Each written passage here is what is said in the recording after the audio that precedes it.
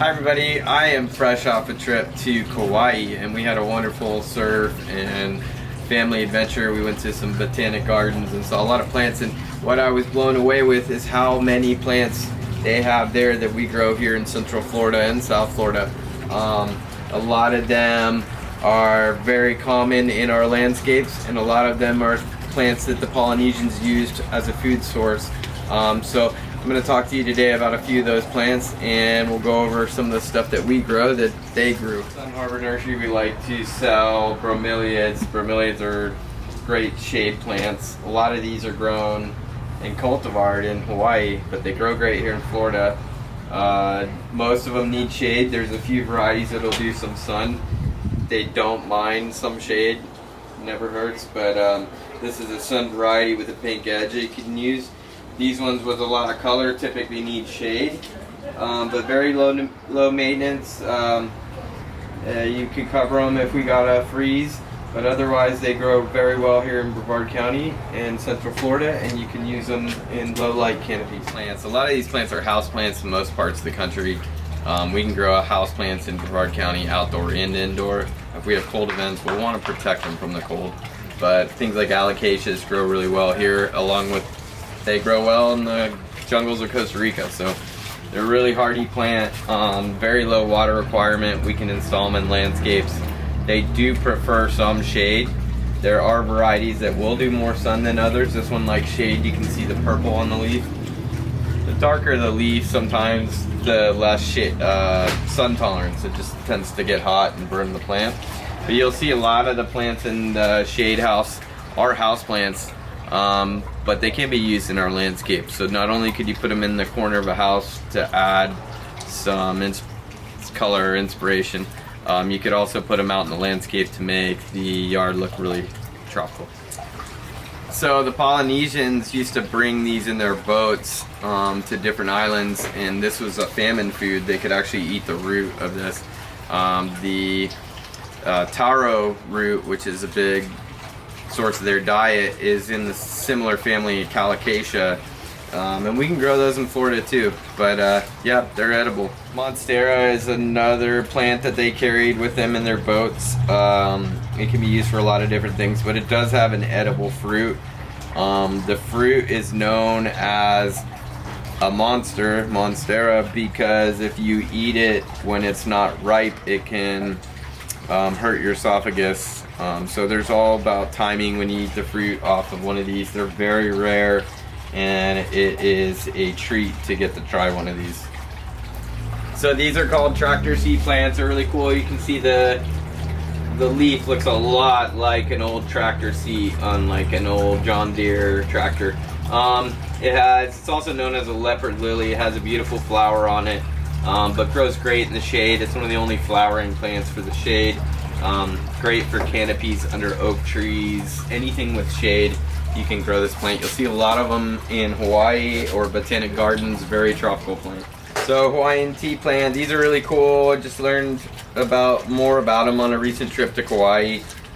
They use the leaves of this for just about everything, from thatch to clothing to rope.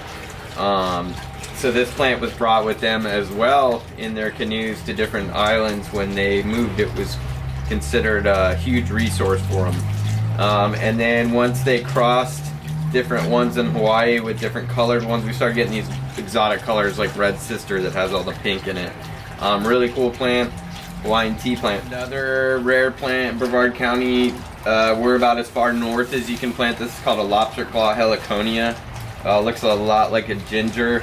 Has a hanging down flower that looks like lobster claws going down. Very tropical. You'll see these in Hawaii, Costa Rica, botanic gardens. We can grow them in our landscape. They do not like sprinkler water, and they like shade. So atriums or shaded gardens is where this would go. There you go. Okay, so this is a rubber tree, and in Brevard County, typically we will recommend not putting this in the ground. It's going to turn into a massive tree. It's in the ficus family, shoots out a lot of roots. It's kind of a aggressive plant.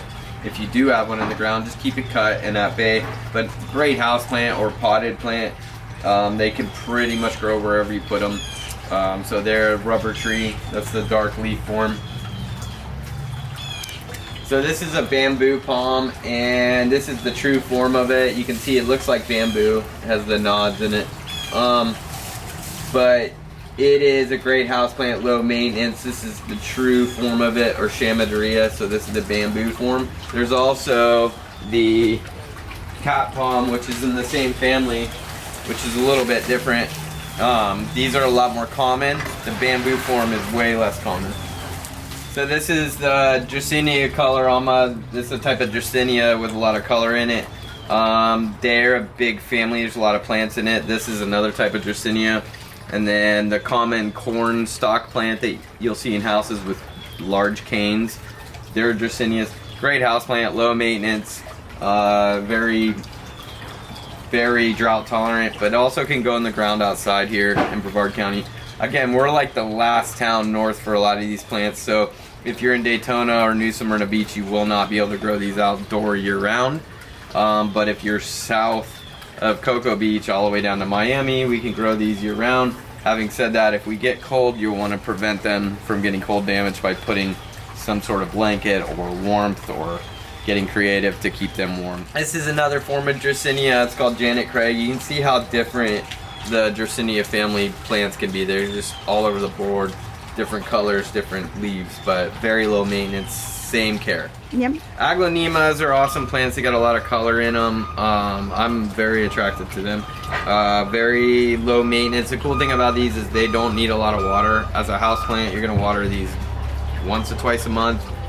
Very low maintenance, very fun plant. And they can go in the ground outside here in Florida, although they are tender to the cold, so you're gonna really wanna watch anything below 40 degrees with these outside. Yeah. Hey everybody at Sun Harbor. This is a dwarf pink Singapore in Hawaii. We're in Kauai at the Hyatt Grand Resort, and they have a beautiful garden around here. And this is the dwarf pink Singapore. You can see how the leaves are really small, and the plant is just stunning. It's probably an old dwarf pink Singapore. And back home in Florida, the leaves are all turning yellow right now and dropping off, and here in Hawaii they look pretty good still. Love it here.